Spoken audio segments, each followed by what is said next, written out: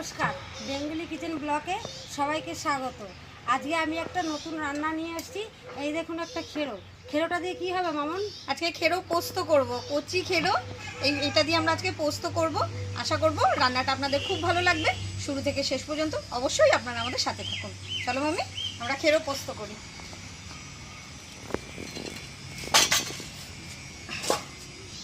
মামুন, তুমি খেরোটা কাটো, আমি পোস্তটা বেটে নিই।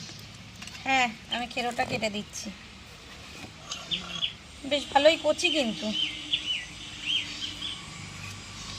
একটু দানা থাকলে ফেলে দিয়ে দানাটা।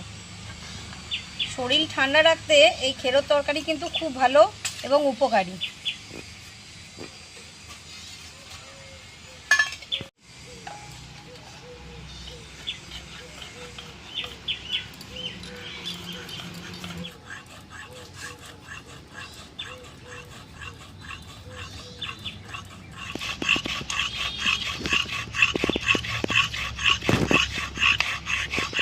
উনুন ধরিয়ে কড়াই বসিয়ে দিয়েছি। এবার সর্ষের তেল দিয়ে দেবো। তেল গরম হয়েছে, এবারে কিছুটা কালো জিরে ও একটা শুকনো লঙ্কা ফোড়ন দিয়ে দেবো।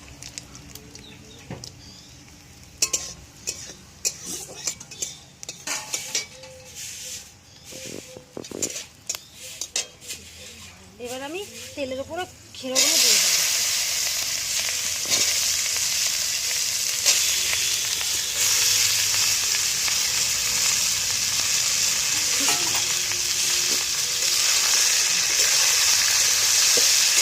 ভালো করে মিশিয়ে দেবো।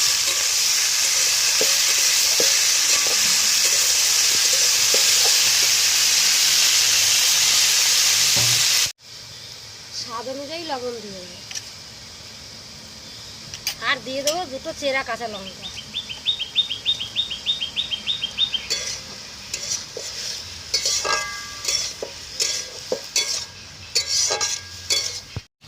কিছু সময় ঢাকা দিয়ে দেবো।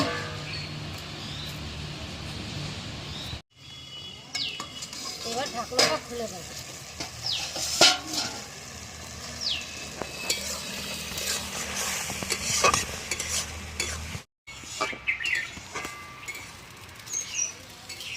খেরো সেদ্ধ হয়ে গেছে তো না?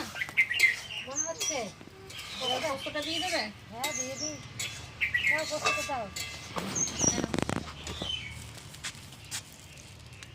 এবার বেটে রাখা পোস্তটা দিয়ে দেওয়া হবে। একদম মশলা ছাড়া সহজ পদ্ধতির এই রেসিপি গরমে খুব উপকারী।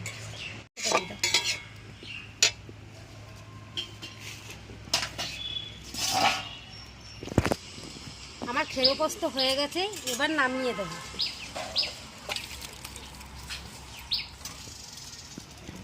আমি এই পোস্তটা হালকা করে ভেজে নিয়েছিলাম, আমি এবার এই ওপর থেকে ছড়িয়ে দেবো।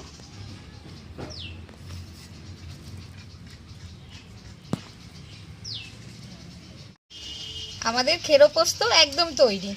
আমি কিন্তু খেরোতে হলুদ দিইনি মামুন। পোস্ততেও হলুদ না দিলেও ভালো লাগে। আমাদের এই সহজ পদ্ধতির খেরো পোস্ত রান্নাটা যদি ভালো লেগে থাকে, তাহলে আপনারা লাইক, কমেন্ট ও শেয়ার করবেন। আরও নতুন নতুন রান্না দেখার জন্য চ্যানেলটিতে অবশ্যই সাবস্ক্রাইব করে আমাদের পাশে থাকবেন। ভালো থাকবেন, সুস্থ থাকবেন। আবার দেখা হচ্ছে নতুন কোনো রেসিপি নিয়ে। আজকের মতন এ পর্যন্ত, নমস্কার।